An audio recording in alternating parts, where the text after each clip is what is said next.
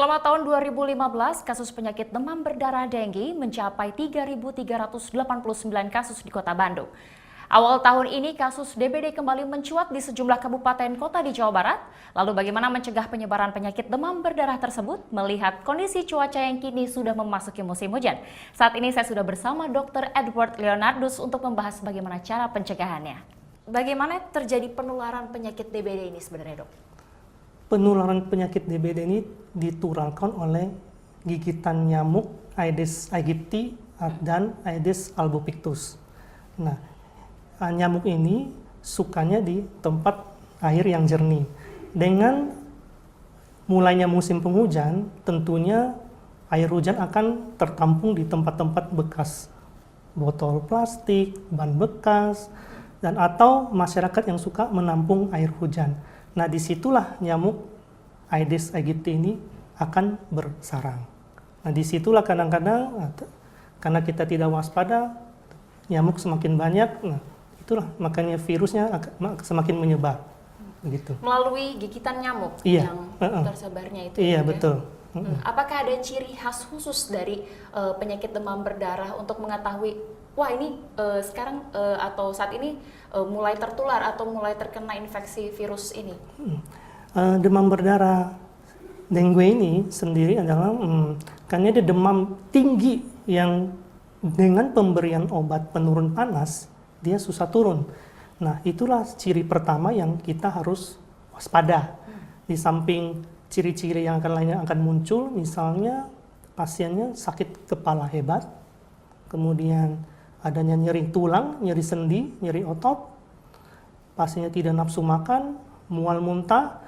Nah, dan dari pemeriksaan laboratorium, nah kita ketemukan yang pertama kali adalah jumlah sel darah putih yang menurun. Nah, dengan kemajuan teknologi sekarang, jadi ada pemeriksaan laboratorium yang namanya NS1 atau non-struktural 1, yaitu bisa mendeteksi infeksi virus dengue ini pada awal-awal demam. Penanganan pertama yang dilakukan atau penanganan pertama yang dapat dilakukan di rumah terutama itu seperti apa, Dok? Jadi begitu kita misalnya mendapati anak kita demam, ya pertama kali kita berikan obat demam, obat paracetamol yang paling sering kita jumpai. Nah, tentunya dengan dosis yang tepat. Kemudian apabila panasnya tidak turun, kita lakukan kompres air hangat. Dan jangan lupa makan minum tetap harus kita berikan. Gitu. Okay. Sebenarnya dari penyakit ini ada beberapa fase. Apa saja fase-fase yang dapat terjadi oleh tubuh itu, Dok? Penyakit demam berdarah dengue ini terjadi 3 fase. Fase pertama adalah fase febris, fase demam. Ditandai tadi dengan demam tinggi 2-7 hari. Kemudian ada sakit kepala tadi yang saya sebut, nyeri otot, nyeri sendi. Kemudian tidak nafsu makan, mual muntah. Dan dari laboratorium tadi diketemukan leukosit yang menurun. Kemudian begitu kita masuk ke fase kritis, nah badan anak yang tadinya demam tinggi dengan obat penurun panas tidak turun-turun, tiba-tiba menjadi dingin.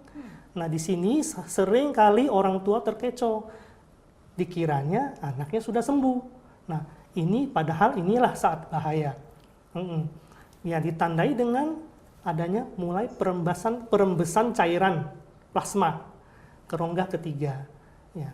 Tanda-tandanya ya disertai tadi, misalnya mulai adanya sakit ulu hati, kemudian adanya perdarahan, dari perdarahan gusi, perdarahan hidung, mimisan, bahkan bisa BAB berdarah. Nah, dari laboratorium kita ketemukan adanya peningkatan hematokrit darah atau darah yang semakin mengental dan trombosit yang semakin menurun. Nah, kalau fase ini tidak diatasi dengan baik, pasien akan mengalami kegagalan sirkulasi, syok, bisa perdarahan, bahkan kematian. Pencegahannya sendiri untuk penyakit demam berdarah ini gimana, Dok? Pencegahan untuk demam berdarah ini tentunya pertama hindari gigitan nyamuk. Kemudian kita berantas sarang nyamuk. di Kementerian Kesehatan itu sudah ada program yang namanya 4M+. Pertama tadi menguras, yaitu menguras bak mandi seminggu sekali. Kemudian menutup tempat penampungan air supaya nyamuk tidak bersarang di situ. Ketiga, mengubur atau menimbun, mengubur bekas-bekas botol plastik, ban bekas yang sudah tidak terpakai. Keempat, memantau wadah-wadah yang kemungkinan akan menjadi sarang nyamuk. Jadi tempat jentik-jentik itu bersarang di situ.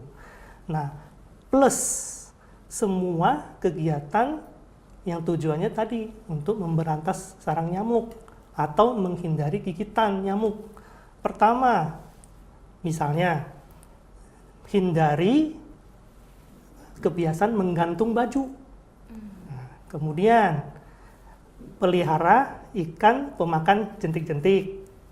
Terus ketiga, pakailah larvasida atau yang kita kenal abate di tempat yang kita nampung air.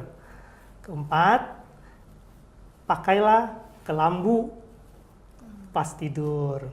Atau juga mau pakai obat nyamuk, nah, seperlunya.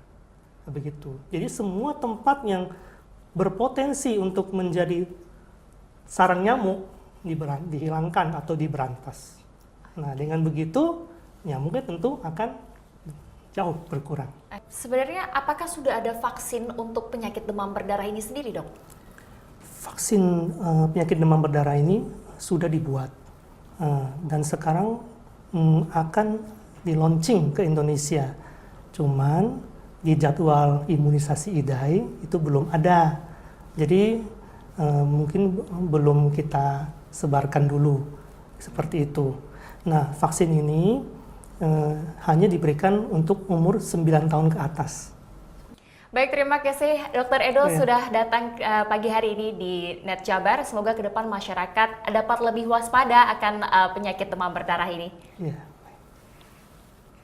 Ragam informasi lainnya akan kami hadirkan untuk Anda. Tetap bersama kami di Net Jabar.